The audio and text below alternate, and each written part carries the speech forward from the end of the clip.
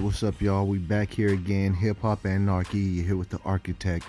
About to do an album review, Lupe Fiasco, Drill Music in Zion. Alright, so, let's get to it. Alright, guys, this is the first track of the album, The Lion's Den, okay? Familiar voice, familiar character, Aisha Jaco. This is Lupe Fiasco's sister. She was on Food and Liquor and The Cool's intro. Same thing, poetic, a poem, a cappella, talking about pretty much setting the tone for the album as she did before. Great setup, great lyrics. Everything that's great about this track is definitely relevant, and it definitely is reminiscent of what's done before. So this one gets a 5 out of 5 and a 4 out of 10 for replay value. Alright, guys, track number 2, To Your Gotti, Tomato, not really sure how to pronounce it. This track is really deep. Love this track. Smooth beat, good hook, great lyrics. Everything works for this track. This is a really good track. The only thing I could take from it is that that kind of hurt the track a little bit is that not sure where Gotti come from, not sure what it means. It's there. Wish they could have did a better job in his lyrics explaining and breaking that down. But of course, it's like you had to have some insight, understanding of what he mean by To Your Gotti. So 4.5 out of 5 and 6 out of 10. Alright, Autobottle, track number 3. So this one got a more mainstream feel to it. Lupe, he always deliver thought-provoking stuff. You have to have some type of intelligence to listen to what he's saying. It's not just for any street head. It's for someone who's trying to think and be inspired to, think outside the box. So this one, I didn't really like the hook. It come off as Lupe was kind of rambling, but he's drawing a vivid picture, and you have to pay attention. If not, you'll miss it. A lot of the lyrics seem to be correlated to The Matrix, as some of the other songs, including the intro.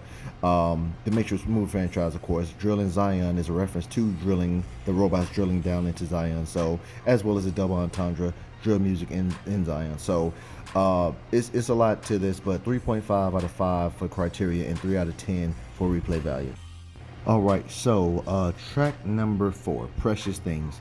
So, as expected, Lupe, he goes in with a metaphoric and personification of his hands in this song.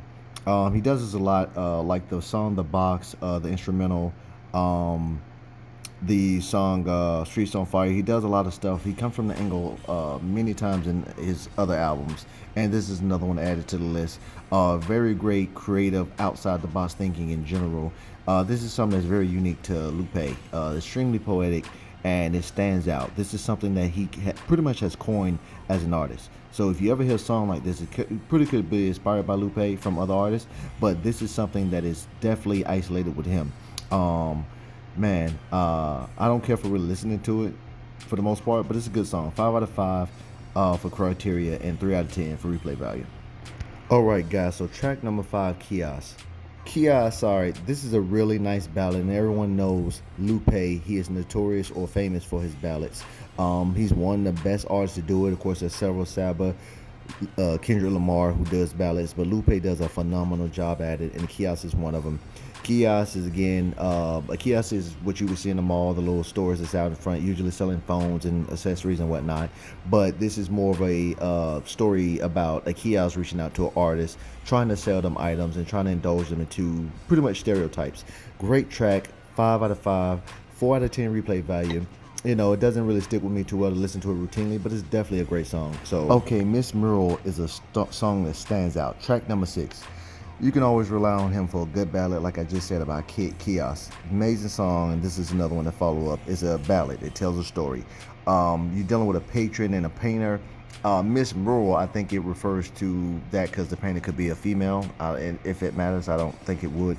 But really insightful, really gets deep. This is one that you really got to pay attention to because the lyrics are on point. Lupe really challenges your intellect when you're listening to him, and this is one of those songs that's a prime example. So it keeps a reminder and refresher that Lupe is one of the best artists ever to have lyricism, intellect, and able to portray a picture in the form of words. So this song right here is definitely one of the best songs on the album. 5 out of 5 and 8 out of 10. So, alright guys, track number 7, Naomi. So this track gives me a Tribe Called Quest type vibe, like at least a 90s style vibe.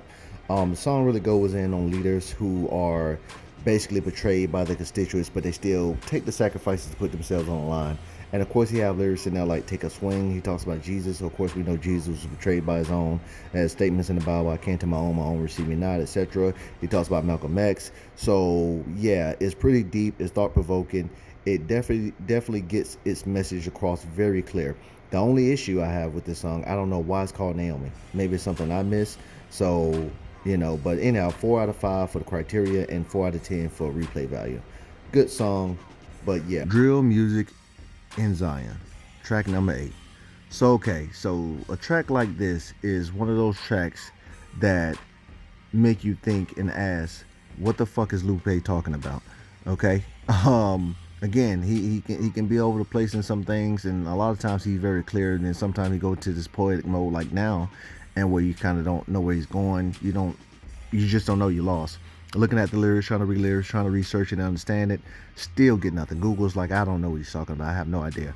And like I said, the more I study lyrics and research it, the more I realize he's probably saying shit that's exclusive to him. Maybe it's some inside a thing or some, maybe people in his circle. I don't know. But anyhow, maybe he's speaking in code. Who knows? But he like for example, the first verse, he says the August symphonic power of a blonic to heal steel medical bill drills harmonics. I don't know what the fuck that is. Then he goes on to say silver sonnets from the bonnets for the bonduits and bonnets. I don't know. So maybe somebody can help me. But anyhow, I tried my best to understand this song, and I thought it was probably gonna be the best song on the album because it's the song that has the title of the album in as the title of the song, and got nothing out of it. But 4 out of 5, and 5 out of 10. There was some things working for this track, like the beat, the flow. But yeah, it's all over the place. Okay, track number 9, Seattle. So I love the beat and the melodies in this track. This one kicks off with a smooth, appealing hook, so that caught me right away. The second verse was really good, but the first and third verse wasn't as good, which is rare because usually the second verse is not as strong as the first and third. Rappers either start hard or end hard, but so this is a real rare, unique situation. The only time this is accepted or it happens is when an artist features another artist on their tracks. So that's very rare. But anyhow, so yeah, verse number 2 was a killer. First and third, not so much. Don't know why it's called Seattle. We know Lupe is from Chicago. Not saying he has to always rap about Chicago. I was trying to see if that was Seattle, Illinois, or how this song ties into Seattle. Nothing. Maybe I'm missing something. I did my best to research it and look up other references and got nothing out of it. So I don't know why it's called Seattle. But anyhow, 3 out of 5 for criteria and 7 out of 10 for replay value because it does have a high likability. So the song is pretty decent. But yeah. Track number 10, last track of the album, On Phonem. So On Phonem is very slang, I haven't heard it said like this, but this probably could be a Chicago thing. But on my mom and them, on my dad and them, on my folk and them, heard it said that way, so this could be a Chicago thing. But anyhow, it's pretty vague, but it ties into the concept of this deaf culture with rappers. And he started the first verse off, if we could consider it a verse. I probably wouldn't, but it was really funny. He said rappers die too much. That's it. That's the verse. Very funny, but he does deliver 3 solid verses. He get very clear on what he's getting at, and this is one of the best tracks of the album. It's a 5 out of 5 for criteria and 7 out of 10 for replay value. Definitely good to listen to, but definitely solid message. So this one was a good closeout for the album, and it wraps up really well. So let's get to the additional criteria and the full rating of the album.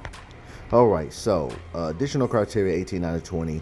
There's additional 20 points for the full project they can get hit or miss to improve the score. But this is what the album gets, extra 18 out of 20. Solid album. So this brings it to 18 out of 20 for the criteria, which makes it 62 out of 70 for the total score, which is an 8.8 out of 10 rating.